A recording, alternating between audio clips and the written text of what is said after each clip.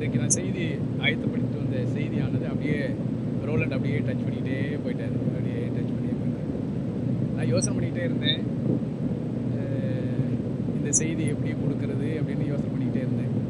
ஆனால் ஆவியானவர் சரியாக அதை ஞாபகப்படுத்துகிற ஒரு ஆண்டவர் இல்லையா? ஆவியானவருடைய வேலையே என்ன தெரியுமா? என்ன வேலை?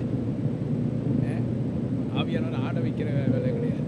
ஆவியானவர் ஆலோசனை கொடுத்து அறிவுரை சொல்லிக் கொடுத்து நாம் மறந்து போகிற விஷயங்களை ஞாபகப்படுத்துகிற ஒரு நல்ல ஒரு தெய்வம். ஆவியானவர் ஞாபகப்படுத்துகிற ஒரு நல்ல ஒரு தெய்வம்.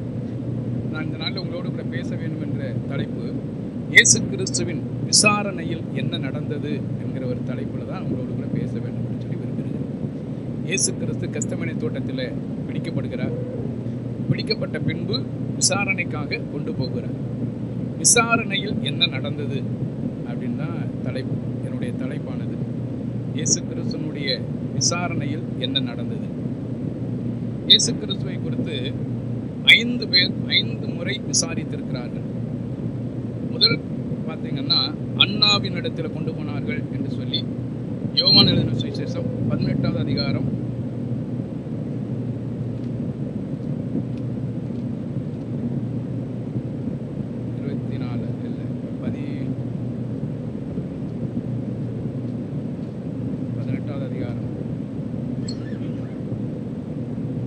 13வது வசனம். முதலாவது அவரை அண்ணா என்பவனிடத்து கொண்டு போனார்கள்.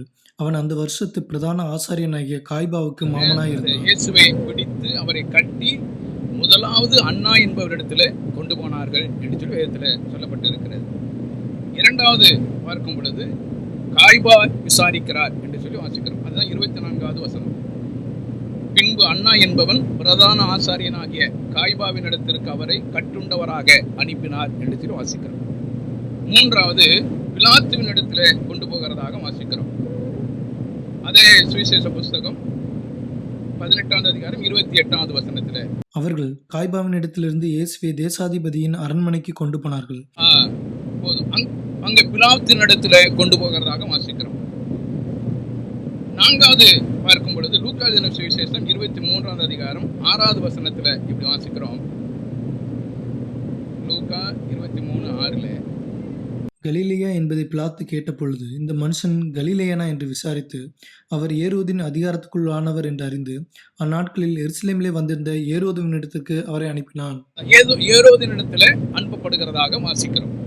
ஐந்தாவதாக மத்தேயு எழுதின சுவிசேஷம் 27வது அதிகாரம் 15வது வசனத்துல வாசிக்கும் பொழுது மறுபடியும் பிலாத்துவின் இடத்துல கொண்டு செல்லப்படுகிறதாக வாசிக்கிறோம். இதெல்லாம் வேத பகுதியில் நிறைய வேத பகுதியில் இருக்கிறது. ஆக இயேசு கிறிஸ்து 5 முறை விசாரணைக்கு உட்படுத்தக்கூடியவராக இருக்கிறார். ஒன்று அண்ணா விசாரிக்கிறார், இரண்டாவது காய்பா விசாரிக்கிறார், மூன்றாவது பிலாத்து விசாரிக்கிறார், நான்காவது ஏரோது விசாரிக்கிறார், ஐந்தாவது மீண்டுமாக பிலாத்துவின் இடத்துல அனுப்பப்படுகிறார். 5 முறை விசாரிக்கப்படுகிறார். ஆக முதல் விசாரணையில என்ன நடந்தது என்று சொல்லி வாசிக்கும் பொழுது முதல் விசாரணை நீங்கள் யோவான் எழுதின சுவிசேஷம் 18வது அதிகாரத்துல வாசிக்கும் பொழுது 13வது வசனத்துல முதலாவது அவரை அண்ணா என்பவரிடத்தில் கொண்டு போனார்கள் என்று சொல்லி வேதத்துல வாசிக்கிறோம். ஆக 5 முறை விசாரிக்கப்பட்ட இந்த இயேசு கிறிஸ்துவினுடைய வாழ்க்கையின் மூலமாக பல சத்தியங்களை நாம் கற்றுக்கொள்ள முடியும்.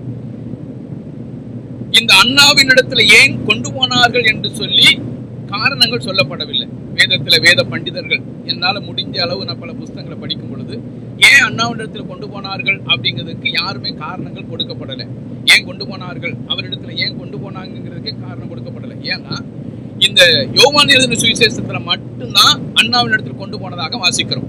மீதி எந்த சுவிசேஷத்திலும் என்ன செய்ய முடியலன்னா அண்ணாவிடத்துல கொண்டு போனதாக வேதத்துல வாசிக்க முடியாது. மீதி எல்லாமே காய்பாவின் இடத்துலையும் பிலாத்தின் இடத்துலையும் ஏரோதின் இடத்துலையும் மீண்டுமாக பிலாத்தின் இடத்துல கொண்டு போனார்கள் என்று சொல்லிதான் வேதத்துல வாசிக்க முடியும். ஆனால் யோவான் எழுதின சுவிசேஷத்தில் மட்டும்தான் அண்ணா என்பவரிடத்துல கொண்டு போனார்கள் என்று சொல்லி வாசிக்க முடிகிறது. ஆனால் வேத பண்டிதர்கள் சொல்லுகிறார்கள் ஏன் அப்படி கொண்டு போனார்கள் சொல்லி எங்கேயுமே சொல்லப்படலை, தெரியப்படலை அப்படின்னு சொல்லி சொல்லப்பட்டு இருக்கிறது.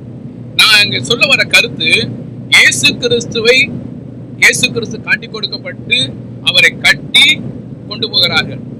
கொண்டு போகிற இடமானது அண்ணாவினுடைய அரண்மனைக்குள்ளாக கொண்டு போகிறார்கள். கொண்டு போகும் பொழுது அவர் படுகிற வேதனை, அவர் படுகிற கஷ்டம் அவருக்கு பெரிதா இருந்ததை விட அவரை பின்பற்றினவர் அவர்கள் செய்த செயலானது அவருக்கு அதிக வேதனை கொடுத்தது. நான் சொல்லிருந்த புரிஞ்சிருக்கும்னு நினைக்கிறேன். அவர் பட்ட வேதனைகளை விட, அவர் பட்ட அவமானத்தை விட, அவரை அவமானப்படுத்தின விஷயங்களை விட, அவருக்காக வாழுவேன், அவருக்காக நான் என்னுடைய உயிரை கூட கொடுப்பேன் என்று சொன்னவருடைய நிலையை பார்த்து அது அவருக்கு அதிக வேதனையா இருக்கு இல்லையா? நான் இப்படி எழுதி வச்சிருக்கிறேன், ஆண்டவர் நமக்காக பல பாடுகள் படுகிறார், ஆனால் இவர்களோ மேலும் அவரை வேதனைப்படுத்துகிறார்கள். எழுதி வச்சிருக்கேன். நீங்க பாருங்க, பிலிப்பியர்கள் 1 அதிகாரம் 15வது வசனத்தில் வாசிக்கிறோம். பிலிப்பியர் 1:15 வசனம். சிலர் பொறாமையினாலும் விரோதத்தினாலும், சிலர் நல் மனதினாலும் கிறிஸ்துவை பிரசங்கிக்கிறார்கள். சிலர் என் தட்டுகளுடைய உபத்திரவத்தையும் கூட்ட நினைத்து சுத்த மனதோட கிறிஸ்துவை அறிவியாமல் விரோதத்தினாலே அறிவிக்கிறார்கள். அதான் சொல்றேன். நீங்க அந்த வசனத்தை நீங்க பின்னாடி படிச்சு போடும் பொழுது இவர்கள் அடுத்து வாசிக்கும் பொழுது என்ன சொல்றாருன்னா, அடுத்த வசனம், இவர்கள் என் கட்டுகளோட உபத்திரவத்தையும் கூட்ட நினைத்து சுத்த மனதோடு கிறிஸ்துவை அறிவியாமல் விரோதத்தினாலே அறிவிக்கிறார்கள். அப்ப அவங்க அறிவிக்கிறதுக்கு காரணம் இயேசு கிறிஸ்து அறிவிக்கப்படணுங்கிற எண்ணங்கள் கிடையாது. என்னன்னா, இவர் படுகிற வேதனையோடு கூட இன்னொரு வேதனை என்ன செய்யணும்? கூட்டணும். இவர் படுகிற வேதனையை விட இன்னொரு வேதனை கூட்டணுங்கிறதுக்காக சிலர் பொறாமையினாலும் விரோதத்தினாலும் சுவிசேஷத்தை என்ன செய்யறாங்க? அறிவிக்கிறாங்க. அப்ப இயேசு கிறிஸ்து அங்க கெத்செமனே தோட்டத்தில் பிடிக்கப்பட்டு அரண்மனைக்கு கொண்டு போகிறார். அரண்மனைக்கு கொண்டு போகப்படுகிற அந்த வேதனையை விட, அவர் படுகிற வேதனையை விட, அவர் யாரை நேசிக்கிறாரோ, யார் அவரை பின்பற்றுகிறார்களோ அவர்கள் கொடுக்கிற வேதனை தான் அதிகமான ஒரு வேதனை இல்லையா? இப்படி எழுதி வச்சிருக்கிறேன், நன்மை செய்யாமல் இருந்தாலும் பரவாயில்லை, என்ன செய்யக்கூடாது? தீமை செய்யக்கூடாது. ஒரு தேவனுடைய பிள்ளைகளுக்கு அழகு என்ன தெரியுமா? நீங்க நன்மையை செய்யாம இருந்தா கூட பரவாயில்லை, என்ன செய்யக்கூடாது? தீமை செய்யக்கூடாது. நீங்க பாருங்க, யோபனுடைய வாழ்க்கையை குறித்து ஒரு சின்ன விஷயம் தான் சொல்றேன். யோபனுடைய வாழ்க்கையை குறித்து அவர்கள் நண்பர்கள் யோபுவுக்கு ஆறுதல் சொல்லும்படியாக வர்றாங்க. ஆறுதல் சொல்லக்கூடிய அந்த நண்பர்கள் வரும்பொழுது என்ன சொல்றாங்க தெரியுமா? 22வது அதிகாரம் 23வது வசனத்துல இப்படி சொல்றாங்க, நீர் சர்வ வல்லவரிடத்தில் மனம் திரும்பினால் திரும்ப கட்டப்படுவீர், அக்கிரமத்தை உமது கூடாரத்துக்கு தூரமாக்குவீர். அப்ப அவர் என்ன சொல்றாங்கன்னா, நீர் பாவம் செய்யாததனால் பாவம் செய்ததனால் தீமை என்ன செய்யறீங்க? அனுபவிக்கிறீங்க. அதனால என்ன செய்யாதீங்க? பாவம் செய்யாம அக்கிரமத்தை கூடாரத்தை விட்டு என்ன செய்யுங்க? தூரமாக்குங்க. எப்படி ஆறுதல் சொல்லக்கூடிய வர்றவங்க என்ன சொல்ல வரணும் இல்லையா? அப்படி நிலையை பார்த்து கவலைப்படாதீங்க, ஆண்டவர்களுக்கு நன்மை செய்வார், ஆண்டவர்களை பாதுகாத்துக் கொள்வார். ஏன் வந்ததோ நமக்கு தெரியாது, ஆனால் எப்படியோ நம்முடைய வாழ்க்கையில பாடுகள் வந்தது, வேதனைகள் வந்தது, ஆண்டவர் அதை அனுமதித்திருக்கிறார், அதை சரி செய்வார். அப்படிதான் சொல்லணும். அதற்கு எதிர்மாறாக என்ன சொல்றாங்கன்னா, உன்னுடைய அக்கிரமத்தை கூடாரத்தை விட்டு நீங்க என்ன செய்யுங்க? அகற்றி கர்த்தரிடத்துல மனம் திரும்பு அப்படின்னு.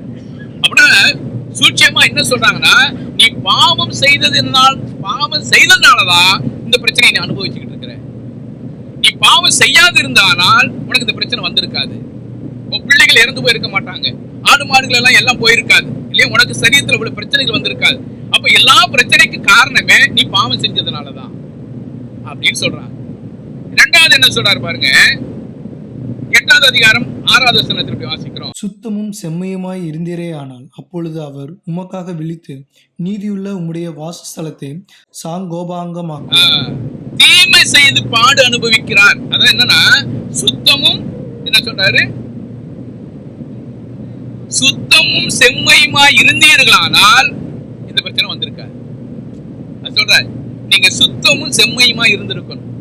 உங்களோட வாழ்க்கையில என்ன இல்லைன்னா, சுத்தம் இல்லை, செம்மையான வாழ்க்கை இல்லை, உண்மை இல்லை, செம்மையான வாழ்க்கை இல்லை, சுத்தமும் கிடையாது, செம்மையான வாழ்க்கையும் கிடையாது. இப்படி இருந்தீர்களானா, நீ சுத்தமும் செம்மையுமானவரா இருந்தீர்களானா உனக்கு இந்த பிரச்சனை வந்திருக்காது அப்படின்னு சொல்றாங்க. அடுத்து 3வது காரியம் பாருங்க, 11வது அதிகாரம் 14வது வசனத்துல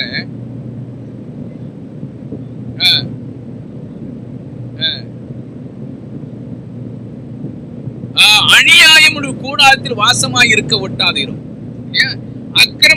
அக்கிரமம் என்னும் பாவத்தை அகற்றி தேவனிடத்துல வேண்டுதல் செய்யுங்க. உன்ட்டு அக்கிரமமும் பாவமும் இருக்குமானா அந்த பிரச்சனை உன்ட்டு போகாது. தேவனிடத்துல மனம் திரும்புங்க. இப்ப நான் சொல்ல வர கருத்து என்னன்னு சொன்னா, யோபு தன்னுடைய வாழ்க்கையில படுகிற வேதனையை விட, அவருடைய வாழ்க்கையில இருக்கிற வேதனையை விட, இல்லையா, பிள்ளைகள் இறந்து போயிட்டாங்க, அவருடைய சொத்தெல்லாம் போயிருச்சு, சரீரத்தில் வேதனைகள், பருக்களால் நிறைக்கப்பட்டு அங்க வேதனை நிறைந்திருக்கக்கூடிய ஒரு மனுஷனுடைய வாழ்க்கையில என்னன்னா, அவர் படுகிற வேதனையை விட இந்த நண்பர்கள் வந்து செய்யற செயல் இருக்கு பாத்தீங்களா, அதனுடைய வேதனை தான் மிக மிக அதிகமான வேதனை. இன்னைக்கு நம்முடைய வாழ்க்கையில பல பிரச்சனைகள் எப்படி வருது பாருங்க. நாம் படுற கஷ்டத்தை விட எனக்கு கஷ்டம் கொடுக்கறவங்க இருக்காங்க பாருங்க, அதுதான் வேதனை அதிகமான கஷ்டமே. உண்மைதானே? எனக்குன்னா நம்ம எல்லாருக்கும் தான் சொல்றோம் இல்லையா? பல சூழ்நிலையில நம்மளே ஒரு நொந்து நூலாய் போய் உட்கார்ந்துகிட்டு இருப்போம். ஆனா அவங்க படுக்கிற வேதனைகள் இருக்கும் பாருங்க, அவங்க பேசுற பேச்சு, அவங்களுடைய செயல்முறைகள், அவங்களுடைய வாழ்க்கை முறைகள், இதெல்லாம் நம்மள நாளுக்கு நாள் வேதனைப்படுத்திக் கொண்டே இருக்கும். இயேசு கிறிஸ்து கட்டி அண்ணா என்பவர் இடத்துல கொண்டு போறாங்க. அங்க கொண்டு போய் விசாரணை கைதியாக நிற்கிறார். விசாரணை கைதியாக நிற்கிற இயேசு கிறிஸ்து பட்ட பாடுகளை விட அவரை பின்பற்றி செல்லுகிறவருடைய விஷயங்கள், அவரை பின்பற்றுகிறவனுடைய செயல்பாடுகள் அவரை இன்னும் அதிகமா என்ன செய்தது? வேதனைப்படுது. அதைத்தான் ஆராதனையில அவர் வந்து ஞாபகப்படுத்தினார் இல்லையா? நீங்க பாருங்க, முதல் காரியம் 13வது வசனத்துல இல்லையா, முதலாவது அவரை அண்ணா என்பவரிடத்தில் கொண்டு போனான். அவன் அந்த வருஷத்து பிரதான ஆசாரியனாகிய காய்பாவுக்கு மாமனாயிருந்தான் என்று வாசிக்கிறோம். அப்ப அந்த அண்ணா யாருன்னு சொன்னா, அந்த வருஷத்துல இருக்கிற பிரதான ஆசாரியனுடைய மாமாவாக இருந்தார். இந்த காய்பா ஒரு தீர்க்க தரிசனத்தை உரைத்தார். உங்களுக்கு ஞாபகம் இருக்கும் இல்லையா? இந்த காய்பா ஒரு தீர்க்க தரிசனம் உரைத்தார். தெரிந்தோ தெரியாமையிலேயோ அவர் தீர்க்க தரிசனமாக ஒரு செயலை சொன்னார். எங்க பாருங்க, யோவான் சுவிசேஷம் 11வது அதிகாரம் 49-50 வரைக்கும் வாசிங்க. அப்பொழுது அவர்களில் ஒருவனும் அந்த வருஷத்து பிரதான ஆசாரியனுமாகிய காய்பா என்பவன் அவர்களை நோக்கி, உங்களுக்கு ஒன்றும் தெரியாது, ஜனங்கள் எல்லாரும் கெட்டு போகாதபடிக்கு ஒரே மனுஷன் ஜனங்களுக்காக மரிப்பது நமக்கு நலமாய் இருக்கும் என்று நீங்கள் சிந்தியாமல் இருக்கிறீர்கள். ஒரே மனுஷன் எல்லா ஜனங்களுக்காக மரிப்பது நலமாய் இருக்கும் என்று சொல்லி நீங்கள் சிந்தியாமல் இருக்கிறீங்க. யார் சொன்னா பாருங்க, இந்த காய்பா சொல்லுகிறார். இயேசு கிறிஸ்து அங்க லாசரு உயிரோடு கூட எழுப்பும் பொழுது பல பிரச்சனைகள் நடந்து கொண்டு வருகிறது. இவரை கொலை செய்ய முடியாத திட்டமிடுகிறார்கள். அப்பொழுதுதான் அந்த காய்பா சொல்லுகிறார், நீங்க இவரை கொலை செய்ய முடியாத திட்டம் பண்ணாதீங்க, ஒரே மனுஷன் எல்லாருக்காக மரிக்க வேண்டியது நலமா இருக்கிறது. இந்த இயேசு கிறிஸ்து ஒரு நாள் மரிக்க போகிறார் என்கிற தீர்க்க தரிசனமாக சொன்னவர் தான் இந்த காய்பா. இந்த காய்பாவின் இடத்துல அங்க காய்பா யார்? அண்ணாவுடைய மாமனாக என்று சொல்லி வாசிக்கிறோம். மருமகனாக இருக்கிறார். இப்ப நீங்க இந்த விசாரணைக்காக நம்ம போகிறோம். விசாரணைக்கு போகும்பொழுது பாருங்க, 15வது வசனத்தை எப்படி வாசிக்கிறோம்? சீமோன் பேதுருவும் வேறொரு சீசனும் இயேசுவுக்கு பின் சென்றார்கள். அந்த சீசன் பிரதான ஆசாரியனுக்கு அறிமுகமானவனாய் இருந்ததினால் இயேசுவுடனே கூட பிரதான ஆசாரியனுடைய அரண்மனைக்குள் பிரவேசித்தான். இங்க 2 பேர் போறாங்க. யோசித்தபடி 2 பேர் போறாங்க. ஒன்னு பேதுரு, இன்னொன்னு யோவான். பேதுரும் வேறொரு சீசன் பின் சென்றார். அந்த சீசன் பிரதான ஆசாரியனுக்கு அறிமுகமானவனால் இயேசுவுடனே பிரதான ஆசாரியனுடைய அரண்மனைக்குள் பிரவேசித்தார். ஒருத்தர் இயேசுவோடு கூட போயாச்சு. யாரு? யோவான் அந்த அரண்மனைக்குள்ள இயேசுவோடு கூட உள்ள போயாச்சு. இன்னொருத்தர் என்ன செய்யல, போகல. பாருங்க 12வது வசனத்துல வாசிங்க. அப்பொழுது போர்ச்சேவகரும் 1000 போர்ச்சேவருக்கு தலைவனும் யூதருடைய ஊழியக்காரரும் இயேசுவை பிடித்து அவரை கட்டி, பேதுரு வாசல் அருகே வெளியே நின்றான். அப்பொழுது பிரதான ஆசாரியனுக்கு அறிமுகமானவனாயிருந்த மற்ற சீசன் வெளியே வந்து வாசல் காக்கிறவர்களுடனே பேசி பேதுருவை உள்ளே அழைத்து கொண்டு போனான். பேதுரு வாசல் அருகே வெளியே நின்றான் என்று வாசிக்கிறோம். யோசனை பண்ணி பாருங்க, இந்த யோவான் வந்து அவ்வளவு துரிதமான ஆள் கிடையாது இல்லையா? எதிலுமே துரிதமான ஆள் கிடையாது. ஆனா பேதுரு எல்லாவற்றிலும் துரிதமானவரா. இந்த யோவான் இயேசுவோடு கூட எங்க போகிறார்? அரண்மனைக்குள்ள போகிறார். ஆனா பேதுரு எங்க இருக்கிறாரு பாத்தீங்களா? வெளியே நின்று கொண்டு இருக்கிறார். நீங்க பாருங்க, இன்னொரு மத்திய சுவிசேஷம் 26வது அதிகாரம் 58வது வசனத்துல இப்படி வாசிக்கும் பொழுது, பேதுரு தூரத்திலே அவருக்கு பின் 26, சென்று 58 பிரதான ஆசாரியனுடைய அரண்மனை வரைக்கும் வந்து உள்ளே பிரவேசித்து முடிவை பார்க்கும்படி சேவகரோட உட்கார்ந்தான். முடிவை பார்க்கும்படி சேவகரோடு கூட உட்கார்ந்தார். யோசனை பண்ணி பாருங்க. இயேசு கிறிஸ்துவை கட்டி கொண்டு போய் உள்ள அரண்மனைக்குள்ள கொண்டு போயாச்சு. யோவானும் உள்ள போயாச்சு. இப்ப யோவானை அழைச்சு கொண்டுட்டு உள்ள போயாச்சு பேதுரு. இப்போ பேதுரு என்ன செய்யறாருன்னா, முடிவை பார்க்கும்படியாக உட்கார்ந்து இருந்த ஒரு மனுஷன். அவருக்கு என்ன நடக்கும், அவருக்கு என்ன நடக்கும் என்று சொல்லி முடிவை பார்க்கும்படியாக உட்கார்ந்து இருந்த ஒரு மனுஷன். முடிவு என்ன நடக்கிறது பாருங்க. 21வது வசனத்துல 19, 18, 19 இருந்து வாசிங்க. பிரதான ஆசாரியன் இயேசுவினிடத்தில் அவருடைய சீசரை குறித்தும் போதத்தை குறித்தும் விசாரித்தான். இயேசு அவனுக்கு பிரதியுத்தரமாக, நான் வெளியரங்கமாய் உலகத்துடனே பேசினேன். ஜெப ஆலயங்களிலேயும் யூதர்கள் எல்லாரும் கூடி வருகிற தேவாலயத்திலேயும் எப்பொழுதும் இயேசு அவனுக்கு பிரதியுத்தரமாக, நான் வெளியரங்கமாய் உலகத்துடனே பேசினேன். ஜெப ஆலயங்களிலேயும் யூதர்கள் எல்லாரும் கூடி வருகிற தேவாலயத்திலேயும் எப்பொழுதும் உபதேசித்தேன். அந்தரங்கத்திலே நான் ஒன்றும் பேசவில்லை. நீர் என்னிடத்தில் விசாரிக்க வேண்டியதென்ன? நான் சொன்னவைகளை கேட்டவர்களிடத்தில் விசாரியும். நான் பேசினவைகளை அவர்கள் அறிந்திருக்கிறார்களே என்றார். ஒரு விஷயத்தை சொல்றாங்க. அவங்க கேட்கிறாங்க, இயேசுவின் இடத்தில் அவருடைய சீசரை குறித்தும் போதகரை குறித்தும் விசாரிக்கிறாங்க. அதுக்கு அவர் பதில் என்ன சொல்றாருன்னா, நான் ஏன் சொல்லணும், நீங்க யார்கிட்ட விசாரிங்க, கேட்டவர்களிடத்தில் விசாரிங்க சொல்ற. நான் சொன்னதை கேட்டவரிடத்துல விசாரிங்க அப்படின்னு சொல்ற. உண்மையிலேயே யார் அதிகமா கணக்கு கொடுக்கணும் தெரியுமா? யாரு? சொன்னவங்களை விட கேட்டவங்க தான் அதிகமா கணக்கு கொடுக்கணும். இன்னைக்கு நம்ம அதை மறந்து போய் உட்கார்ந்துகிட்டு இருக்கிறோம் இல்லையா? ஆண்டவர் சொல்ற, நீ சீசரை குறித்தும் போதகரை குறித்தும் எனக்கு சொல்லுப்பா அப்படின்னு ஆண்டவர் கேட்கிறாரு. அதுக்கு ஆண்டவர் ஈஸியா பதில் சொல்லிட்டு போயிட்டாரு. ஏன்டியா கணக்கு கேட்டுக்கிட்டு இருக்கீங்க, ஏன்டியா கேட்குறீங்க?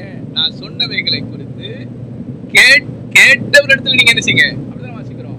நீர் என்னிடத்தில் விசாரிக்க வேண்டியதென்ன? நான் சொன்னவைகளை கேட்டவர்களிடத்தில் விசாரியும்.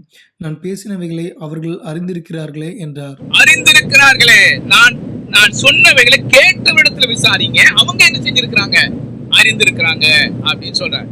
சொன்ன உடனே அடுத்து என்ன நடக்குது பார்த்தா, இப்படி அவர் சொன்ன பொழுது சமீபத்தில் நின்ற சேவகரில் ஒருவன், பிரதான ஆசிரியனுக்கு இப்படியா உத்தரவு சொல்லுகிறது என்று இயேசுவை ஒரு அறை அறைந்தான். யோசனை பண்ணி பாருங்க. பேதுரு என்ன செய்யறாரு? உட்கார்ந்து முடிவை பார்த்துக்கிட்டு இருக்கிறாரு. அப்படி பார்த்துக்கிட்டே இருக்கிறாரு. இயேசு கிறிஸ்துவ விசாரணை செய்யறாங்க. யாரு? சீசர், உன்னுடைய சீசரை குறித்து சொல்லு, நீயா உன் போதகத்தை குறித்து சீசரை குறித்து சொல்லு கேட்டுக்கிட்டு. இப்படி கேட்டுக்கிட்டே வந்துகிட்டே இருக்கும்போது திடீர்னு ஒருத்தன் பலான்னு ஒரு ஆறாயிட்டான். யார் பார்த்துக்கிட்டு இருக்காரு? எங்க போச்சு பேதுருடைய அந்த துரிதத்தன்மை? உள்ள வர்றதுக்கே பயந்து கொண்டிருந்த ஒரு மனுஷன், உள்ள வர்றதுக்கே பயந்து கொண்ட ஒரு மனுஷன். உள்ள வருவதற்கு யோவான் தேவைப்பட்டது இல்லையா? யோவான் அவரை பிடிச்சி, யோவான் வந்து பேசி இவர் உள்ள விடுங்கன்னு சொல்லி கூட்டி கொண்டு போறார். உள்ள கூட்டி கொண்டு போற அந்த பேதுரு உள்ள போய் உட்கார்ந்து இருக்கும் பொழுது, அவர் அறையும் பொழுது எப்படி இருந்திருக்கணும் யோசனை பண்ணி பாரு. ஏன்னா அவர் சொன்னாரு, என்ன சொன்னாரு தெரியுமா? நான் என்ன செய்வேன், உங்களுக்காக என்ன செய்வேன், உயிரே கொடுப்பேன். உயிர் கொடுப்பேன் என்று சொன்ன அந்த பேதுருடைய நிலை இப்ப என்ன ஆயிப்போச்சு? உயிர் கொடுப்பேன், நான் என்ன செய்ய, எல்லாரும் போனாலும் பரவாயில்ல, நான் உமக்காக என்ன செய்வேன், என் உயிரை கூட கொடுப்பேன். உயிரை விட எனக்கு மேலானது ஒண்ணுமே கிடையாது. உண்மை தவிர எனக்கு வேற என்ன இருக்கு? என் உயிர் போனாலும் பரவாயில்லை, என் உயிரை விட மேலாக நான் உண்மை நேசிக்கிறேன்னு சொன்ன அந்த பேதுரு அவரை அடிக்கும் பொழுது அமைதியா உட்கார்ந்து கொண்டு இருக்கு. ஏன் அமைதியா உட்கார்ந்தான்னு நமக்கு தெரியாது. ஆனா புரியும், காலங்கள் கீழே வரும் பொழுது புரியுது இல்லையா? அமைதியாக இருந்த ஒரு மனுஷன்.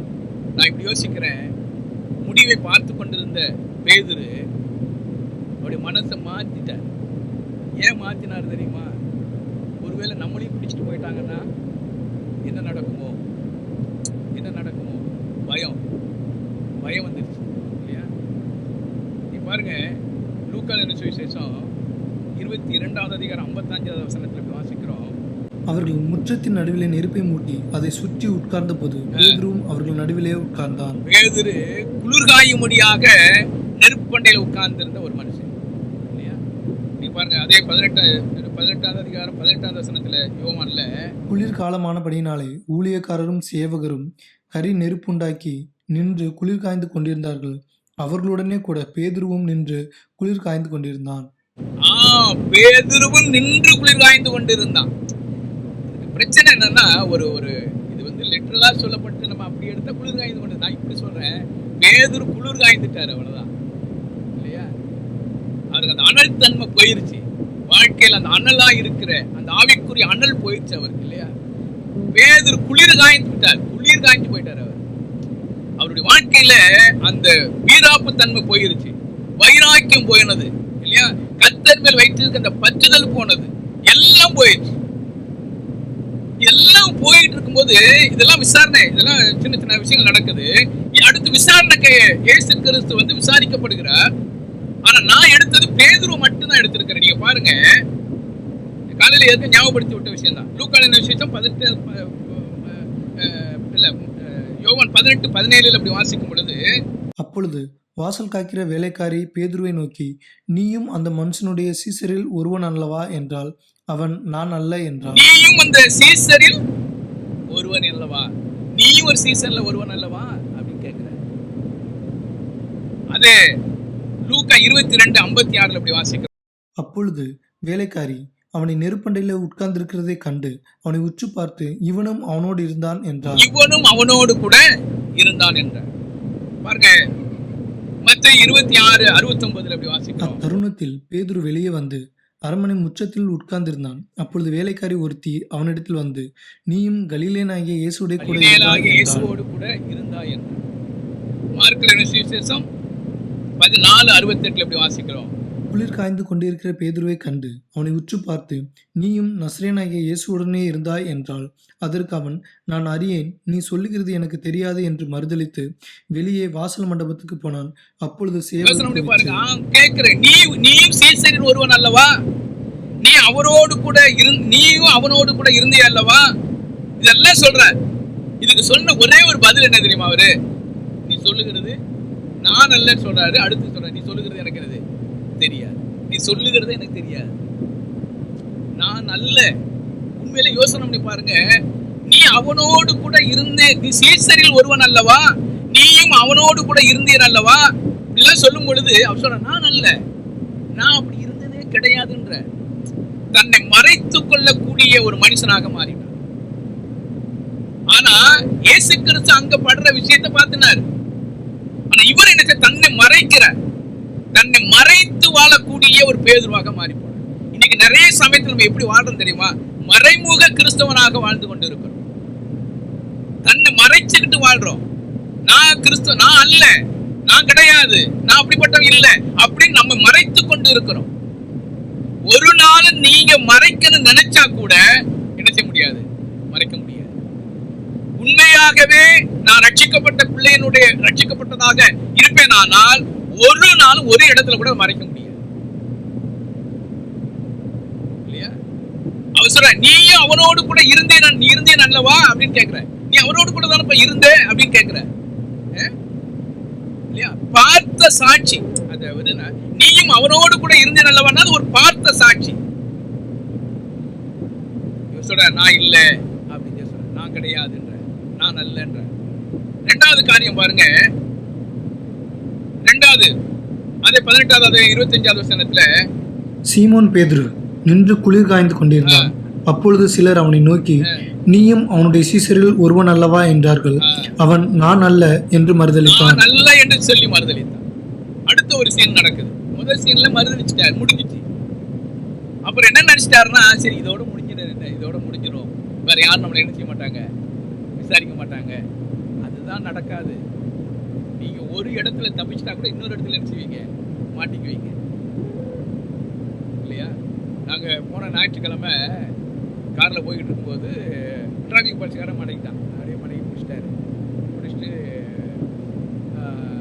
சார் லைசன்ஸ்லாம் வச்சுருக்கீங்களா, எல்லாம் வச்சுருக்கீங்களா? எல்லாம் வச்சுருக்கேன். புகை செக் பண்ணிங்களா?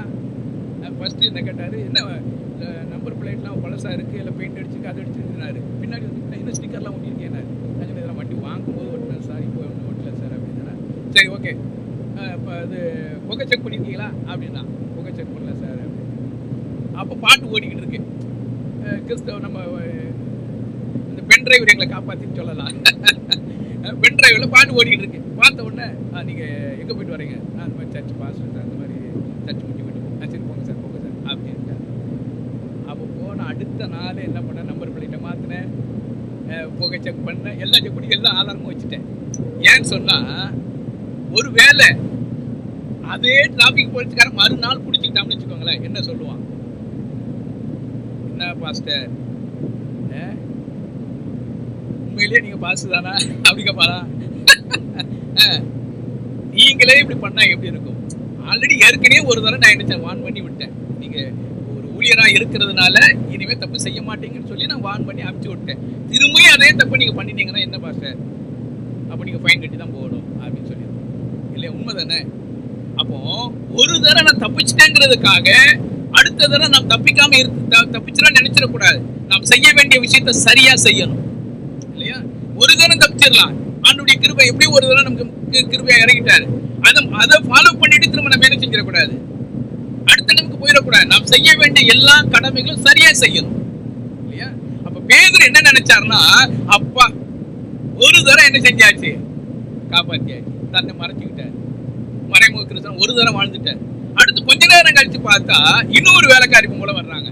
என்ன பாருங்க, 25வது வசனத்துல படிச்ச ஏற்கனவே மத்திய 26:76-71 அவன் வாசல் மண்டபத்திற்கு போன பொழுது வேறொருத்தி அவனை கண்டு, இவனும் நசரேயனாகிய இயேசுவோட கூட இருந்தான் என்று அங்கே இருந்தவர்களுக்கு சொன்னான். வேறு ஒருத்தி வந்து இவனும் நசரேயனாகிய இயேசுவோடு கூட இருந்தான் என்று சொல்லி சொல்றாங்க. அப்போ அதுக்கு அவர் என்ன பதில் சொல்றாரு,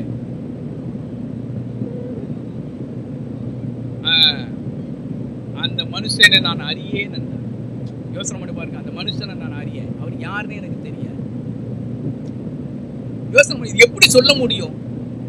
3 வருஷம் அவரோடு கூட வாழ்ந்து இல்லையா, 3 வருஷம் அவரோடு கூட தூங்கி, அவரோடு கூட சாப்பிட்டு இல்லையா, அவரோடு கூடவே 3 வருஷ நாட்களை கழித்த பேதுரு அவர் அறியேன்னு எப்படி சொல்ல முடியும்?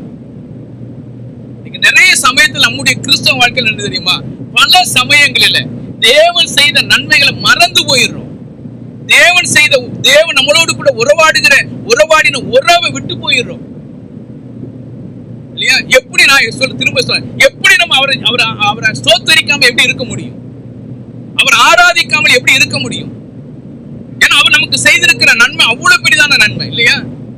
என் ஆண்டவராகிய இயேசு கிறிஸ்து என்னை ரட்சிப்பதற்காக எனக்காக இந்த உலகத்துக்கு மனிதனாக வந்த தெய்வம் இல்லையா?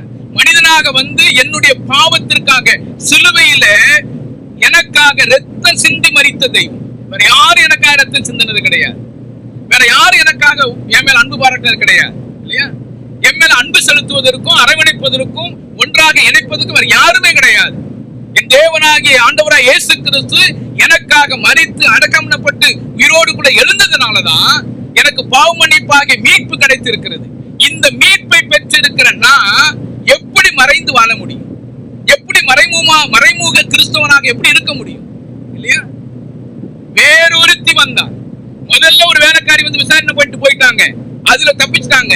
2வது ஒரு வேலைக்காரி வர்றாங்க, அவங்களும் அதே வார்த்தையை தான் கேட்கிறாங்க, நீ சீசரில் ஒருவன் அல்லவா, நீயும் இயேசு கிறிஸ்துவோடு கூட இருந்தீர் அல்லவா இல்லையா? அது லூக்கா சுவிசேஷம் 22:58 அப்படி வாசிக்கும் பொழுது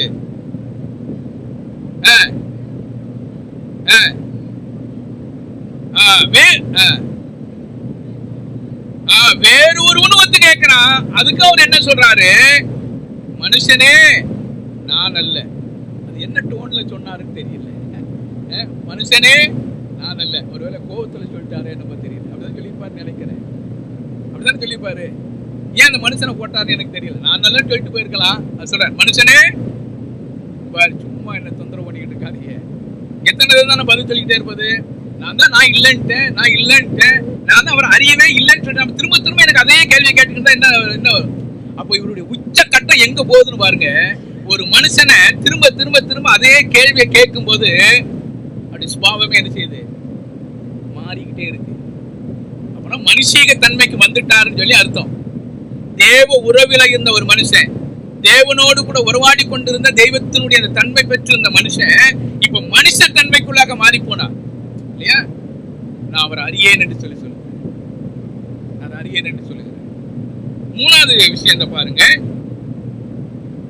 யோவான் எழுதின சுவிசேஷம் 18வது அதிகாரம் 26வது வசனத்துல, பிரதான ஆசாரியனுடைய வேலைக்காரரில் பேதுரு காதார வெட்டினவனுக்கு இனத்தானாகிய ஒருவன் அவனை நோக்கி, நான் உன்னை அவனுடனே கூட தோட்டத்திலே காணவில்லையா என்றான். அடுத்த ஒரு சாட்சி, இது பார்த்த சாட்சி இல்லையா, இது எவிடன்ஸ், முக்கியமான எவிடன்ஸ். என்ன சொல்றாரு, காதார வெட்டினவனுக்கு இனத்தானாகிய ஒருவன் அவனை நோக்கி, நான் உன்னை அவனுடனே கூட எங்க பார்த்தேன், தோட்டத்துல கண்டேன் அல்லவா அப்படின்னு சொல்ற. நான் தோட்டத்துல உன்னை பார்த்தேன்பா. நீ யாரு தெரியுமா, நீ யாரு, மல்கூசனுடைய காதை நீ என்ன செஞ்ச, வெட்டின, நான் பார்த்தேன்ற. பார்த்த சாட்சி, பார்த்த சாட்சியை கூட அவர் என்ன செய்யறார், மறுதளிக்கிறார். பார்த்த சாட்சியை கூட மறுதளிக்கிறார். அடுத்து 22வது லூக்கா 22:59 வாசிக்கிறோம். ஏறக்குறைய 1 மணி நேரத்துக்கு பின்பு வேறொருவன் அவனை பார்த்து, மெய்யாகவே இவனும் அவனோடு இருந்தான், இவன் கலிலேயன்தான் என்று சாதித்தான். யோசனை பண்ணி பாரு, மெய்யாகவே இவன் அவனோடு கூட இருந்தான் என்று சொல்லி என்ன செய்யறான், சாதிக்கிறான். அதுக்கு அவர் என்ன சொல்றாரு, சாதிக்கிறான். எப்ப நீதான்பா இருந்த, நீதான் அங்க இருந்த, நான் அவன் இந்த தோட்டத்துல இருந்ததான நீதான்பா சொல்லி சாதிக்கிறாரு. ஆக்சுவலா யாரு சாதிக்கணும் தெரியுமா, அவன் ஒருவேளை மற்றவங்க வந்து இவர் தான் கிடையாது இல்லப்ப நான் தான்பா இருந்தேன், நான் தான் அவர் கூட இருந்தேன் அப்படின்னு சாதிக்கணும். ஆனா அதுக்கு எதிர்மாறா பேதுரு என்ன செய்றார், அவன் சாதிக்கிறான். வந்து சொன்னவரு என்ன சொல்றாரு, எப்ப நீதான்பா, நீதான், நான் பார்த்தேன், நீதான், சாதிக்கிறான். ஆனா அவனும் சாதிக்கிறான், பேதுரு என்ன செய்யறாரு, சாதிக்கிறான். இதுல யார் ஜெயிச்சுட்டா, பேதுரு தான் ஜெயிச்சுட்டா. பொய் என்னைக்குமே என்ன செய்யும்,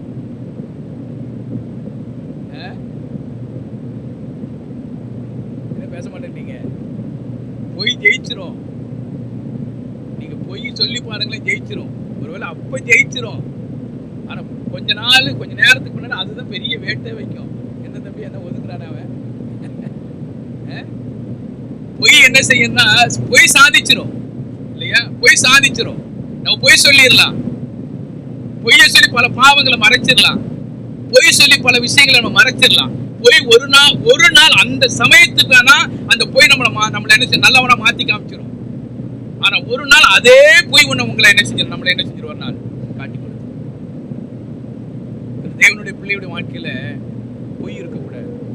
இவன் சொல்றார், நான் இல்லைன்ற அடம் பிடிக்கிற, ஆனா அவன் சொல்றான், நான் சாதிக்கிறான். மெய்யாகவே நீ அவனோடு கூட இருந்தேன்னு சொல்றான். அவன் அது ஒத்து போகல பேதுரு இல்லையா. மத்தேயு 26:73.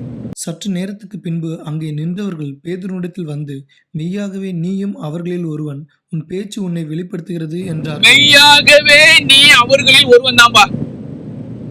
எதை வச்சு சொல்றாங்க, உன் பேச்சு வெளிப்படுத்துகிறது அப்படின்னு சொல்றாங்க. உன் பேச்சு வெளிப்படுத்துகிறது நீ யாருன்னு, அவரோடு கூட இருந்துச்சு.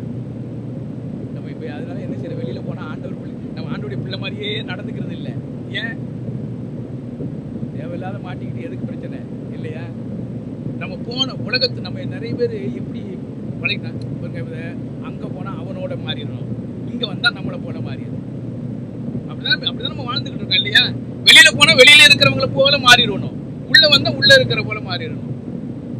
ஆனா இங்க என்ன சொல்றாரு, உன் பேச்சு என்ன செய்யுது, வெளிப்படுத்துகிறது. நம்ம மாத்த முடியாது. அதான் இந்த சந்தோஷ் தாமஸ் ஒருத்தர் வந்தாரு இல்லையா, நம்ம சபையில செய்தி கொடுத்து வந்தார். அவர் சொன்னாரு, நான் நார்த் இந்தியாவில் பார்த்தா கிறிஸ்தவன் சொல்லி பார்க்கவே முடியாது. அது எல்லாரும் கிறிஸ்தவன் தான் இருக்கு, நிறைய கிறிஸ்தவங்க இருப்பாங்க, ஆனா அடையாளம் தெரியாது, யார் கிறிஸ்தவனே தெரியாது. ஆனா தமிழ்நாட்டுக்கு வந்துட்டா கிறிஸ்தவங்களை ஈஸியா கண்டுபிடிச்சிடலாம் அப்படின்னு சொன்னாரு. சொன்னாரா இல்லையா, ஞாபகம் இல்லை. அப்ப அவர் சொன்னாரு, இங்க வந்தாலே அவங்களுடைய முக கலைகள், அவங்க முகத்தை பார்த்தாலே அந்த கிறிஸ்தவத்தினுடைய அந்த வெளிப்பாடானது அப்படியே தெரியும். அது ஆண்களா இருந்தாலும் சரி, பெண்களா இருந்தாலும் சரி, அவ்வளவு அழகா கண்டுபிடிச்சிடலாம். அதனால நான் சவுத்துக்கு வரும்போதெல்லாம் எனக்கு அவ்வளவு சந்தோஷமா இருக்கும். ஏன்னா அநேக தேவனுடைய பிள்ளைகளை பார்க்கும் பொழுது அவங்களுடைய முகம் அவ்வளவு சந்தோஷமா இருக்கும், அவ்வளவு பிரகாசமா இருக்கும், அவங்களுடைய பேச்சு நல்லா இருக்கும். ஆனா எங்க சைட்ல பார்த்தா எல்லாம் ஒண்ணு போலதான் இருப்பாங்க. யாரு ஞாயிற்றுக்கிழமை மட்டும்தான் தெரியும், பைபிள் தூக்கிட்டு வந்தாதான் கிறிஸ்தவனா தெரியும், ஆனா மற்ற நாட்கள் கிறிஸ்தவனா தெரியாதுன்னு சொல்லி சொன்னார். அப்போ நமக்கு நம்முடைய செயல்பாடுகள் நம்ம வெளிப்படுத்தி காமிச்சிரும். நீங்க என்னதான் நீங்க மறைந்து வாழ்ந்தா கூட நம்மளை என்ன செஞ்சிடும், ஒரு வெளியில போயிட்டீங்கன்னா உங்களை காமிச்சு கொடுத்துரும். நீங்க ஆண்டுடைய பிள்ளைங்களா, நீங்க ஆண்டுடைய பிள்ளைகளா காமிச்சு கொடுத்துரும்.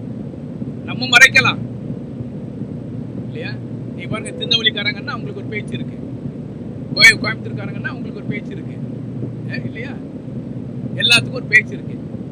பேச்சை வச்சு என்ன செஞ்சிடறோம், நீங்க திருநெல்வேலிக்காரங்களா அப்படி ஒரே சந்தோஷம், நீங்க கோயம்புத்தூர்காரங்களா அவ்வளவு சந்தோஷம், நீங்க திருச்சிக்காரன் அப்படி மொழியை சொன்ன உடனே அப்படி எங்கெல்லாத ஒரு சந்தோஷம் அப்படி நமக்குள்ள நிறைஞ்சு வளைஞ்சிருது இல்லையா?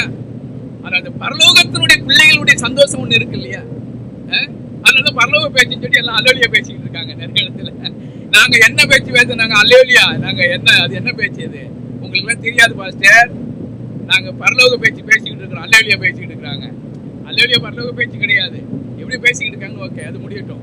அப்போ நம்ம என்னன்னா கிறிஸ்தவத்தை வெளிப்படுத்தணும். தேவ பிள்ளைகள் ஒன்றோட ஒன்றோட இசைந்து சந்தோஷமா இருக்கணும். நம்முடைய பேச்சானது கிறிஸ்தவத்தை வெளிப்படுத்துகிறதாக இருக்கணும். அப்போ பேதுரு என்னதான் மறைக்க தெரிந்தவராக இருந்தாலும் அது பேச்சு என்ன செய்ய முடியல, மறைக்க முடியல. எப்படியோ தப்பி தவறியோ நான் இல்லைன்னு சொல்றத கூட அந்த பேச்சு என்ன செய்யுது, காட்டி கொடுத்துச்சு.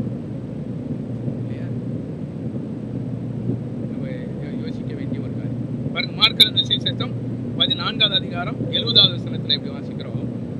அவன் மறுபடியும் மறுதலித்தான். சற்று நேரத்துக்கு பின்பு மறுபடியும் அருகே நிற்கிறவர்கள் பேதுருவை பார்த்து, மெய்யாகவே நீ அவர்களில் ஒருவன், நீ கலிலேயன், உன் பேச்சு அதற்கு ஒத்திருக்கிறது. மெய்யாகவே நீ அவர்கள் ஒருவன் தான்பா, நீ கலிலேயனுடைய ஒருவன் தான், உன் பேச்சு அதோடு என்ன செய்திருக்கிறது, ஒத்து இருக்கிறது இல்லையா?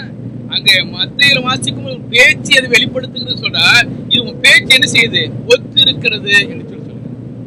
மறைக்க முடியாது. இதெல்லாம் அவர் செய்து கொண்டிருந்த ஒரு காரியம். இதெல்லாம் எங்க செய்து கொண்டு இருக்கிறார்னா அரண்மனைக்குள்ளதான் செஞ்சுக்கிட்டு இருக்கிறார். அரண்மனைக்கு வெளியில செஞ்சுக்கிட்டு இருக்கிறார். ஆனா உள்ள என்ன நடக்கு பாருங்க.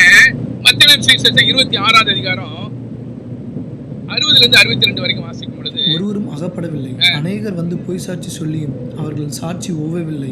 கடைசியிலே 2 பொய் சாட்சிகள் வந்து, தேவனுடைய ஆலயத்தை இடித்து போடவும் 3 நாளைக்குள்ளே அதை கட்டவும் என்னாலே ஆகும் என்று இவன் சொன்னான் என்றார்கள். அப்பொழுது பிரதான ஆசாரியன் எழுந்திருந்து அவரை நோக்கி, இவர்கள் உனக்கு விரோதமாய் சாட்சி சொல்கிறதை குறித்து நீ ஒன்றும் சொல்லுகிறதில்லையா என்றான். 66ல இருந்து படிங்க. உங்களுக்கு என்னமாய் தோன்றுகிறது என்று கேட்டான். அதற்கு அவர்கள், மரணத்துக்கு பாத்திரனாய் இருக்கிறான் என்றார்கள். அப்பொழுது அவருடைய முகத்தில் துப்பி அவரை குட்டினார்கள். சிலர் அவரை கன்னத்தில் அறைந்து, கிறிஸ்துவே, உம்மை அடித்தவன் யார்? அதை ஞான திருஷ்டியினால் எங்களுக்கு சொல்லும் என்றார்கள். அத்தருணத்தில் பேதுரு வெளியே வந்து அரண்மனை முற்றத்தில் உட்கார்ந்திருந்தான். அப்பொழுது வேலைக்காரி ஒருத்தி அவனிடத்தில் வந்து, நீயும் கலிலேயனாகிய இயேசுவோடே கூட இருந்தாய் என்றாள். அத்தருணத்தில் பேதுரு என்ன செய்யறார், இதெல்லாம் எங்க நடந்து பார்த்துக்கிட்டு இருந்தார் தெரியுமா? இதெல்லாம் பார்த்துக்கிட்டு இருந்தார். அரண்மனைக்குள்ள உட்கார்ந்து அவருக்கு என்ன நடக்கும்னு சொல்லி பார்த்துக்கிட்டு இருந்த ஒரு மனுஷன், இதெல்லாம் முடியுது, விசாரணை முடியுது. விசாரணையில் என்னென்ன முடியுது பாருங்க. 1, அவருடைய முகத்தில் துப்பினாங்க. 2, அவரை குட்டினார்கள். 3, கன்னத்தில் அறைந்தாங்க. நீங்கள் கிறிஸ்துவே, உம்மை அடித்தவன் ஞான சீசனால் எங்களுக்கு சொல்லும் என்று பரியாசம் பண்ணினாங்க இல்லையா? எல்லாரும் சொன்னாங்க. இதை பார்த்துக்கிட்டு இருக்கிற ஒரு மனுஷன் பார்த்துட்டு அடுத்த வசனம் வாசிக்கிறோம். அத்தருணத்திலே பேதுரு, யோசனை பண்ணி பாருங்க. பேதுரு இயேசு கிறிஸ்து விசாரணை செய்யப்படும் பொழுது அவரை காரி துப்புறாங்க, இதை பார்த்துக்கிட்டு இருக்கிறார். அவரை குட்டினார்கள், இதை பார்த்துக்கிட்டு இருக்கிறாங்க. சிலர் அவரை கன்னத்தில் அறைந்தாங்க, இதை பார்த்துக்கிட்டு இருக்கிறாங்க. இதெல்லாம் பார்த்துக்கிட்டு இருக்கிற ஒரு பேதுரு, இதெல்லாம் பார்த்துக்கிட்டு இருக்கிற ஒரு பேதுரு. இதை பார்த்துட்டு வெளியில வர்ற அரண்மனைக்குள்ளாக நடக்கிற விஷயத்த பேதுரு இதெல்லாம் பார்க்கிற. இதெல்லாம் பார்த்துட்டு தான் மேல நம்ம சொன்னோம் பார்த்தீங்களா, அதெல்லாம் நடந்தது. மேல 3 இடத்துல விசாரணை செய்யறாங்க இல்லையா? பேதுருவை விசாரிக்கிறாங்க இல்லையா? நான் அல்ல, நான் அறியேன், அவர் எனக்கு தெரியவே தெரியாது, அவரை சபிக்கும் சத்தியமனும் தொடங்கினார் தெரியுமா? இதெல்லாம் எப்ப நடந்தது? விசாரணைக்கு பின்னாக நடந்த ஒரு காரியம். எப்படி மறுதலிக்க முடியும்? இயேசு கிறிஸ்து எப்படி மறுதலிக்க முடியும்? அவர் ஒருத்தன் கன்னத்தில் அறையும் பொழுது இவர் எப்படி சும்மா இருக்க முடியும் இல்லையா? அவர் காண்டத்திலே அவரை காட்டி கொடுத்து வரும் பொழுது மல்கூசுனை காதை வெட்டின அதே பேதுரு இங்க எப்படி இருக்கிறான்? அவரை கன்னத்தில் அறையும் பொழுது இது வாசிக்கிறோம், அவரை துப்பினார்கள். அவருடைய முகத்தில துப்பும் பொழுது பேதுருடைய மனசு எப்படி இருந்திருக்கும் இல்லையா? மங்கி போச்சு, அவருடைய மனசு மங்கி போச்சு. பேதுரு இயேசு கிறிஸ்துவின் முகத்தில துப்பும் பொழுது பேதுரு மௌனம் சாதித்தவராக இருக்கிறார். அவரை ஓங்கி கன்னத்தில் அறையும் பொழுது மௌனம் சாதித்தவராக இருக்கிறார் இல்லையா? அங்க கொட்டிட்டு உன்னை யார கொட்டினாங்கன்னு சொல்லி பரியாசம் பண்றாங்க. இதெல்லாம் பார்த்து கொண்டு இருக்கிற பேதுரு அமைதியாக இருக்கிறார். மார்க்கு சுவிசேஷம் 14வது அதிகாரம் 68வது வசனத்துல இப்படி வாசிக்கும் பொழுது, அதற்கு அவன், நான் அறியேன், நீ சொல்லுகிறது எனக்கு தெரியாது என்று மறுதலித்து வெளியே வாசல் மண்டபத்துக்கு போனான். அப்பொழுது சேவல் வெளியே வாசல் மண்டபத்துக்கு வெளியே போனான். சேவல் கூவிட்டு இல்லையா? சேவல் கூவிட்டு மண்டபத்துக்கு வெளியே வந்தார்.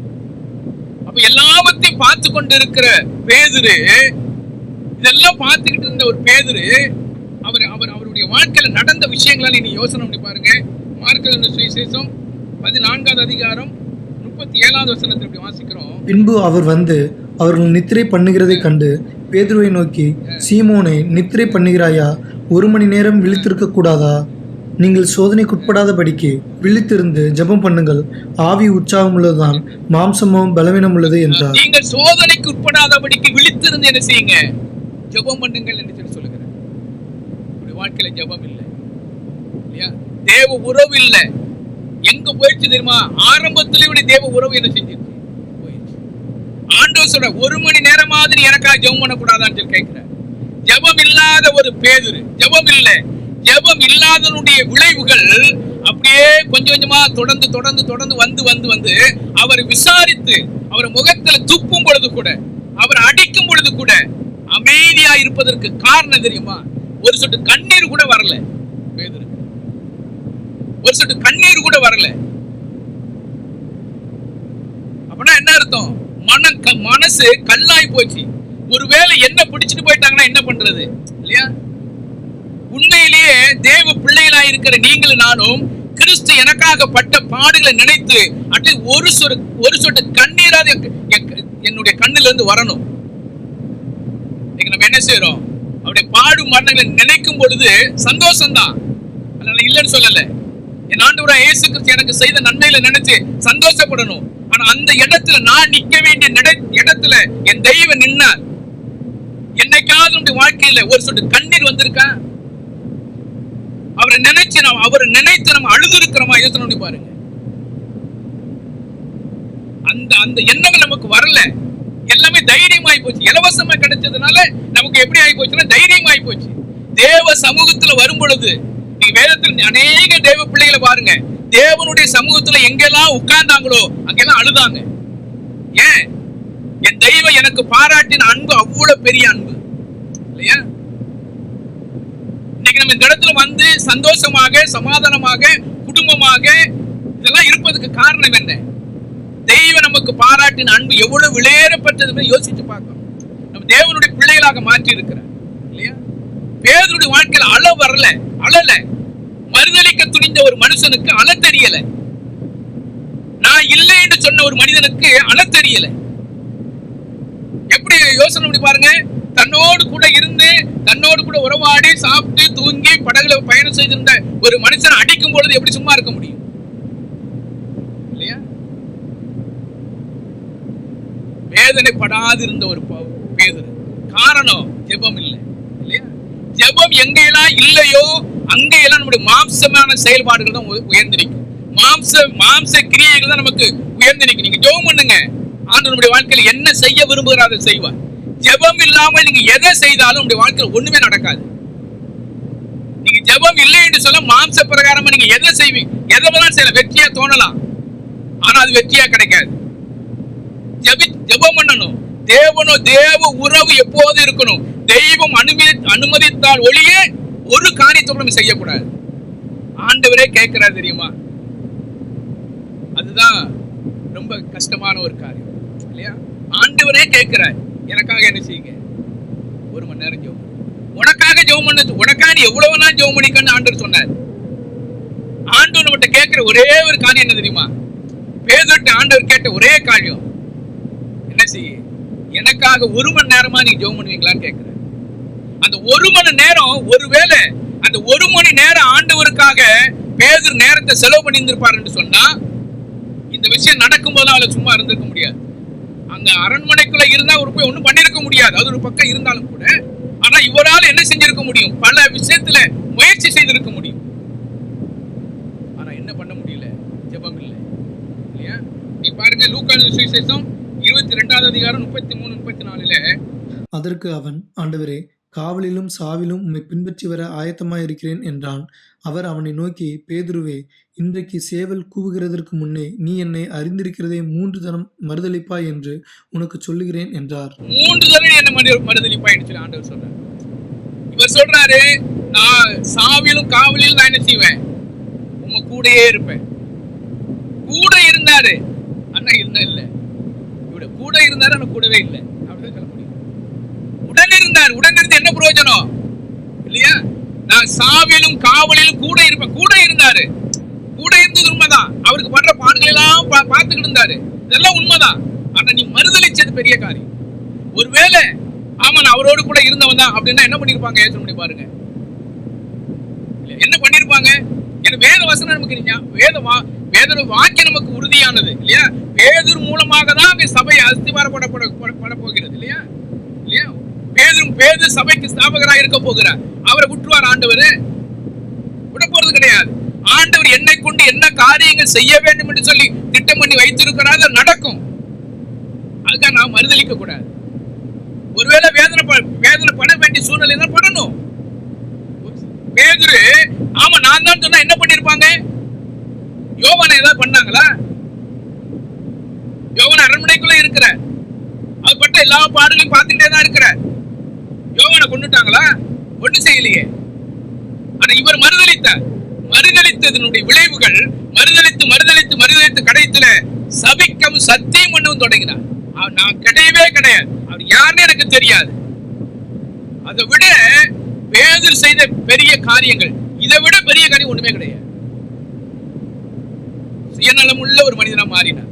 ஒரே காரியம் ஜெபம் இல்லை இல்லையா?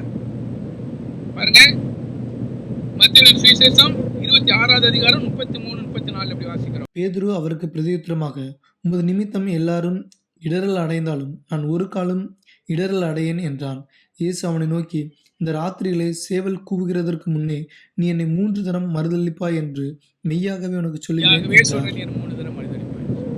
அதே போல பேதுரு என்ன செய்தார்? மறுதலித்தார். வார்த்தை நிறைவேறினது. பாருங்க, மத்தேயு சுவிசேஷம் 26வது அதிகாரம் 74வது வசனத்துல எப்படி வாசிக்கிறோம்?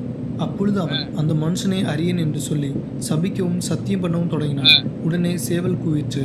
அப்பொழுது பேதுரு, சேவல் கூவுகிறதற்கு முன்னே நீ என்னை 3 தரம் மறுதலிப்பாய் என்று இயேசு தன்னிடத்தில் சொன்ன வசனத்தை நினைத்து கொண்டு வெளியே போய் மனங்கசந்து அழுதான். வசனத்தை நினைத்து பார்த்தார். தேவனுடைய வார்த்தை என்னைக்குமே வீண் போகாது. தேவனுடைய வார்த்தை என்னைக்குமே வீண் போகாது. தேவன் சொல்றார், நீ என்ன 3 தரம் என்ன செய்வ? மறுதலிப்ப அப்படின்னு சொல்ற.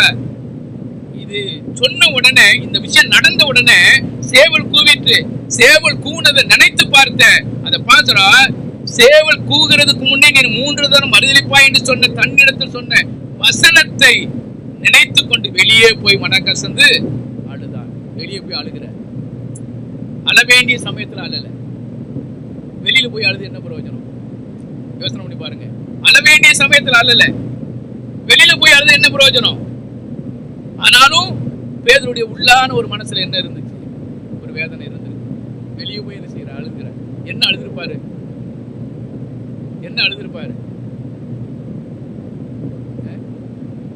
என்ன பேச மாட்டேங்க? மன்னிப்பு கேட்டிருப்பாரு. அப்புறம் ஆண்டவரே, உன் முகத்துல துப்புனாங்க, நான் என்ன செய்தேன்? அமைதியா இருந்தேன். உம்மை அடிச்சாங்க, நான் அமைதியா இருந்தேன். உம்மை கண்ணை கட்டிட்டு தலையில கொட்டி யார் கொட்டாங்கன்னு சொல்லி எல்லாரும் பரியாசம் பண்ணாங்க, நான் அமைதியா இருந்தேன். அங்க இருக்கிறவங்க எல்லாரும் உண்மை என்ன செஞ்சாங்க? கண்ணத்துல அரைந்தாங்க, நான் அமைதியா இருந்தேன். என்ன மன்னிங்க ஆண்டவரே. வாழ்க்கையில அந்த அழுகை இருக்கணும். தெய்வ சமூகத்துல நம்ம என்ன செய்யணும்? சமர்ப்பணம் செய்யணும். ஆண்டவர் நமக்கு செய்திருக்கிற நன்மைகளை நினைச்சு பார்க்கணும். தேவன் நமக்கு செய்திருக்கிற நன்மைகளை நினைத்து, ஆண்டவரே நீர் எனக்கு இவ்வளவு பெரிதான நன்மைகளை செய்திருக்கிறீரே, நான் உமக்கு என்ன செய்ய போறேன்? தேவ சமூகத்தில் ஒப்பு கொடுக்கணும் இல்லையா? தேவ சமூகத்தில் ஒப்பு கொடுக்கப்படாத ஒரு வாழ்க்கை ஒரு நாளும் நமக்கு பிரயோஜனப்படாது. அப்ப நான் இங்க நம்ம பார்க்கும் பொழுது, விசாரணையெல்லாம் நடந்து கொண்டு இருக்கும் பொழுது பேதுரு பார்த்து கொண்டு இருக்கிறார். வெளியே வந்து மனங்கசந்து அழுது. நம்ம அழுகிறோமா? நாம் செய்த காரியங்களை நினைத்து அழுகிறோமான்னு சொல்லி பார்க்கணும். நம்ம நினைக்கிறோம் நாம் செய்த எந்த காரியமும் தெய்வத்துக்கு தெரியாதுன்னு நினைக்கிறோம். பேதுரு மறுதலித்தது ஆண்டவருக்கு தெரியும். நான் அல்ல என்று சொல்லி சொன்னதெல்லாம் தெரியும். பேதுரு என்னென்னலாம் சொன்னாரோ அனைத்தும் அறிந்த தெய்வம், எல்லாம் அறிந்த தெய்வம். எல்லாம் அறிந்த தெய்வத்துக்கு முன்பதாக ஒரு நாள் நம்ம மறைந்து வர முடியாது. அதனாலதான் பேதுரு என்ன செய்தார்? மனங்கசந்து அழுதார். ஆண்டவரே நீர் எல்லாவற்றையும் அறிந்திருக்கிற ஆண்டவர், நான் என்ன செய்ய போறேன் என்று சொன்ன தெய்வம் நான் செஞ்சதெல்லாம் உங்களுக்கு தெரியாம இருக்குமா? யோசனை பண்ணி பாருங்க. செய்யறதுக்கு முன்பதாகவே நீ என்னென்ன விஷயத்தை செய்வேன்னு சொல்லி சொன்ன தெய்வத்துக்கு நான் செய்த காரியங்கள் தெரியாம இருக்குமா? தெரிஞ்சிருக்கும். அதனாலதான் அழுதார்.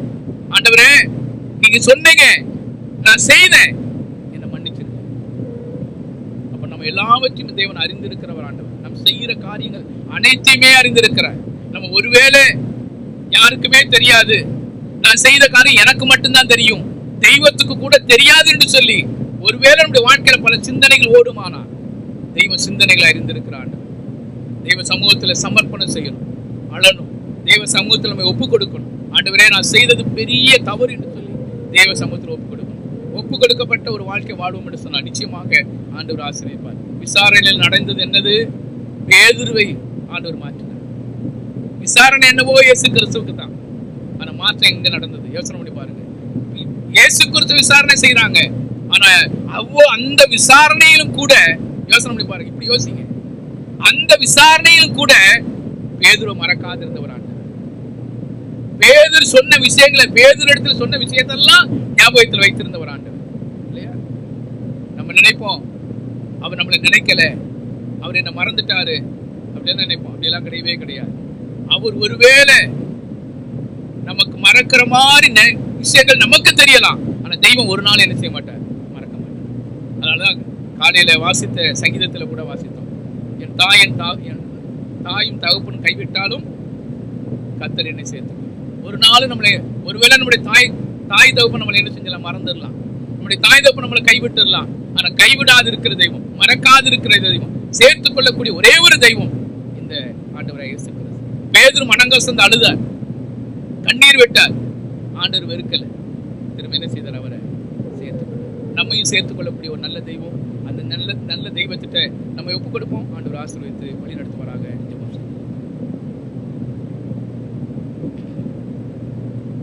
மகா உன்னதங்களில் வாசம் பண்ணுகிற எங்கள் அன்பின் ஆண்டவரே, இந்த மகத்துவமான இந்த நல்ல நேரத்துக்காக நன்றி சொல்லுகிறோம். என் ஆண்டவராகிய இயேசு கிறிஸ்துவினுடைய விசாரணையின் போது பேதுரு எங்கே இருந்தார்? அவர் என்னவாக செய்து கொண்டு இருந்தார்? தெய்வத்தை மறுதலிக்கவும் சத்தியமனும் தொடங்கினார் என்று சொல்லி நாங்கள் படித்தோம். ஆனாலும் என் ஆண்டவர் மறக்காது இருக்கிற ஆண்டவர், பேதுருவை நினைத்து பார்த்த ஒரு ஆண்டவர். பேதுரு மனங்கசந்து அழும் பொழுது ஆண்டவர் அவரை சேர்த்து கொண்ட ஒரு நல்ல தெய்வம், எங்களையும் சேர்த்துக் கொள்ளக்கூடிய ஒரு நல்ல தெய்வமாக இருக்கிறார். ஆண்டவரை நாங்கள் மனங்கசந்து அழ வேண்டும் என்று சொல்லி எங்களோடு கூட நீ பேசினீர். நாங்கள் பல விஷயங்கள் தெய்வத்துக்கு விரோதமாக செய்து கொண்டு இருக்கிறோம். பல விஷயங்கள் தெய்வத்துக்கு தெரியாது என்று சொல்லி நாங்கள் பல நிலைமையில நான் அல்ல என்று சொல்லி வாழ்ந்து கொண்டு இருக்கிறோம். நாங்கள் கிறிஸ்தவனாக வாழவில்லை என்று சொல்லி நாங்கள் அறிக்கை பண்ணி கொண்டு இருக்கிறோம். நாங்கள் வேறு மனுஷனாக இருக்கிறோம் என்று சொல்லி நினைத்துக் கொண்டு இருக்கிறோம். ஆனால் வேதத்தில் வாசிக்கிறோம், உன் பேச்சு வெளிப்படுத்துகிறது என்று சொல்லி வாசிக்கிறோம். நீ அவரோடு கூட இருந்தீர் என்று சொல்லி சொல்கிறதாக வாசிக்கிறோம். எவ்வளவு ஒரு சாட்சியாக இருந்தாலும் கூட சாட்சியெல்லாம் மறுதலித்த பேதுரு கடைசியில ஆண்டவர் சொன்ன வார்த்தை நினைவு கூர்ந்ததுனால மனங்கசந்து அழுதார் என்று சொல்லி வேதத்தில் வாசித்தோம். அதே போல எங்களுடைய வாழ்க்கையில தெய்வம் எங்களுக்கு வெளிப்படுத்தப்பட்ட விஷயங்களை நாங்கள் உண்மையிலவளாக இருந்து, ஆண்டவரே நாங்கள் மறுதலித்து போன பல விஷயங்களை நினைவு கூர்ந்து தேவ சமூகத்தில் அறிக்கை செய்து அழுகிறவர்களாக இருக்க வேண்டும் என்று சொல்லி எங்களோடு கூட பேசினேன். அதற்காக நன்றி சொல்கிறோம். நாங்கள் உண்மையிலவளாக இருக்க உதவி செய்கிறோம். எங்களோடு கூட பேசினதற்காக நன்றி சொல்கிறோம். வந்த பிள்ளைகளுக்காக நன்றி செலுத்துகிறோம். வராது இருக்கிற பிள்ளைகளையும் உடைய சமூகத்தில் ஒப்புக் கொடுக்கிறோம். சௌரி பொன்மணியை நினைவு கூறுகிறோம். சரீரத்தில் வளர்ந்தாரும் ஆரோக்கியத்தை தாரும். டாக்டருடைய கண்களை தயவடைக்க செய்து உடைய நாமத்தை நீர் மையப்படுத்திக் கொள்ளும்.